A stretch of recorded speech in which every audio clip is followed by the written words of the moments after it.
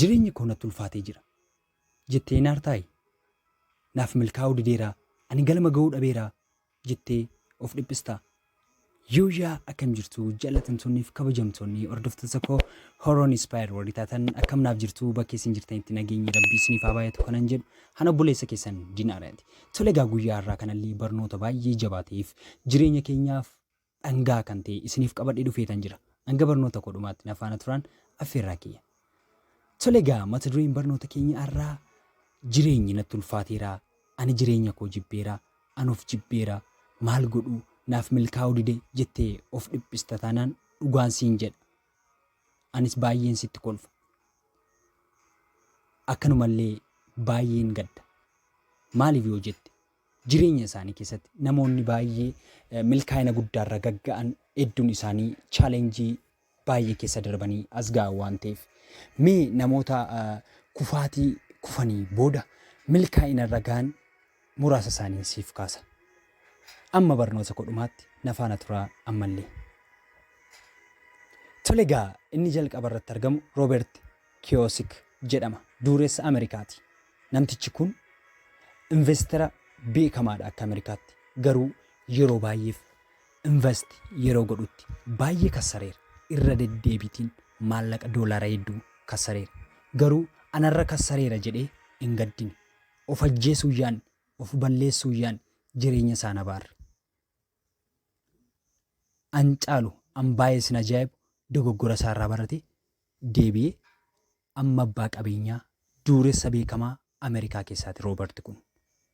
Inni lammeeffaa irratti arginu immoo seenaa kana yeroo baay'ee nanaasa'a. Seenaa Toomaas Edison balbii elektirikii hojjechuuf si'a 1,000 ol yaaleera. Toomaas Edison si'a 1,000 irratti argatu iyyuu malee yeroo baay'ee kufeera.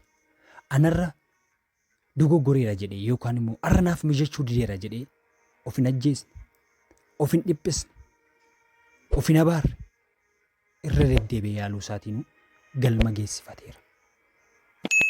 Nutoo mee meeqan keenyati osoo yaaliin otoo dhameen meeqan keenyati murtoo fokkisaa ofirratti murteessa.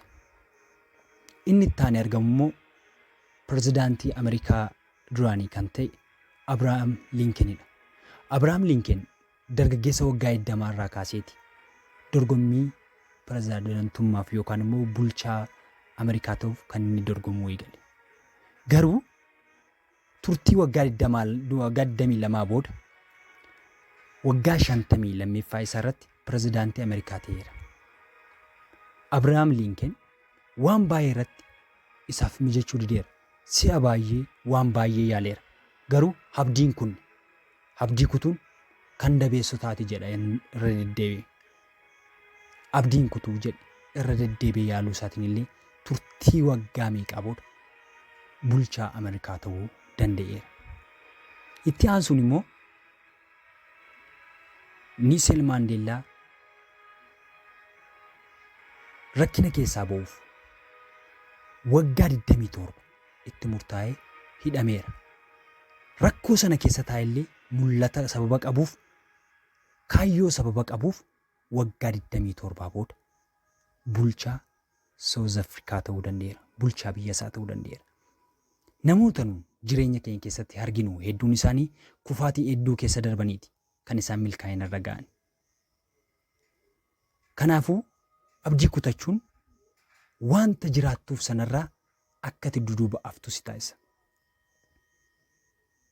Dhugaan siin jedha hin gowwoomin. Michuun dhugaati qabdu biyya lafaa kanarraa waaqa keedha. Rabbii keedha.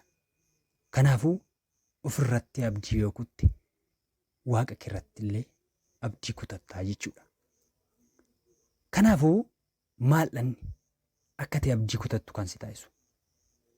Otoo rabbii kee hin qabdu, otoo waaqa kee qabdu akkamiin abdii kutatta? Fakkeenya baay'ee si fudhadheera. Namoonni baay'ee haalaan gochaa adda addaa ilaalanii abdii kutatu. Mee namoota meeqa abdattee karaatti dhabde? Mee namoota meeqa irratti ija kee keewwattee si jalaa amantii isaanii nyaatan? Dhugaan siin jedha arra hiyyeessa yoo taate bor ni sooromta. Arra uffata gahaa yoo dhabde bor sirraa afee namaafuu ni laatta. Arra miila qullaa yoo deemte bor sirraa afee kophee hedduu ni horatta. Arra yoo hojii dhabde yoo hojiin qabu jette na amani bor namoota hedduu qacaruu dandeessa. Arra baasii ittiin deddeebitu konkolaataa ittiin deemtee galtu yoo dhabde na amani konkolaataa mataa keetiitiin ni deemta. Arra nama si jaallatu yoo hin qabdu ta'e bor garuu nama baay'ee ol kee garsii taa'u ni qabaatta.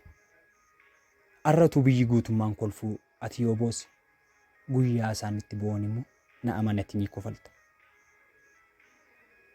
Kanaafuu wanta yeroon jijjiiru jettee maaf of dhiphistaree? Namoonni baay'ee dadhabina keerraa arganii kufuu keerraa arganii abdii sirraa kutataniiru ta'uu danda'u. Garuu ati abdii ofirratti kutatanaan ani hojjedheeraa naaf milkaa'uu hin dandeenye, ani baradheeraa galma ga'uu hin dandeenye, ani nagadeeraa garuu milkaa'uu hin dandeenye, ani baradheera maafin hojii dhabee, anuu maafin haadha warraa dhabee, ani maafin jaalallee dhabee, ani maafin milkeessuu dadhabee jettee murtoo fokkisaa ofirratti hin fudhatin. Arrayyuma keessa teessee namoonni baay'ee quba sitti qabanii sitti kolfuu danda'u. Garuu bor sooromuu dandeessa. Bor jijjiiruu dandeessa. Bakki irra jirtu kana jijjiiruu dandeessa. Kanaafuu abdiin kutiin kaa. Jireenya na jibbisiisee ani nagaattiin siniin jedha. Ani deemuu kooti. Ani of najjeesa jettanii of hin dhiphisina. An baay'ee na ajaa'iba. Asitti jireenyi sitti ulfaateera ta'uu danda'a. Asitti jireenyi siif dadhabameera ta'uu danda'a. Asitti sitti jabaateennaan of ajjeesta. Iddeetitti of ajjeesteennaan deemte sun immoo yoo rakkoo sa'as jiru sana caala ta'e maatti beekta. Of ajjeesuun furmaata ta'uu hin danda'u. Of miidhuun furmaata ta'uu hin danda'u. Of dhiphisuun, of yaaddessuun furmaata ta'uu hin danda'u. Namoonni har'a addunyaa keenyaaf ifa guddaa ta'anii jiran kun warroota kaleessa rakkatanidha. Warroota hin galman geessistu jedhamanidha. Warroota hin dandeessu jedhamanidha. Garuu isaan obsa qabaachuutiin irra deddeebanii yaaluutiin milkeessaniiru. Ati immoo har'a dhaabattee hin danda'u, galmaan hin ga'u, ankoo falan qabu jettee tasumaa of hin dhiphisiin. Kan kee rabbii kee harka jira waan ta'eef. Kanaafuu of hin dhiphisiin. Abdiin kutiin. Ammallee irra deebiin sitti abdiin kutiin. Abdiin kutiin.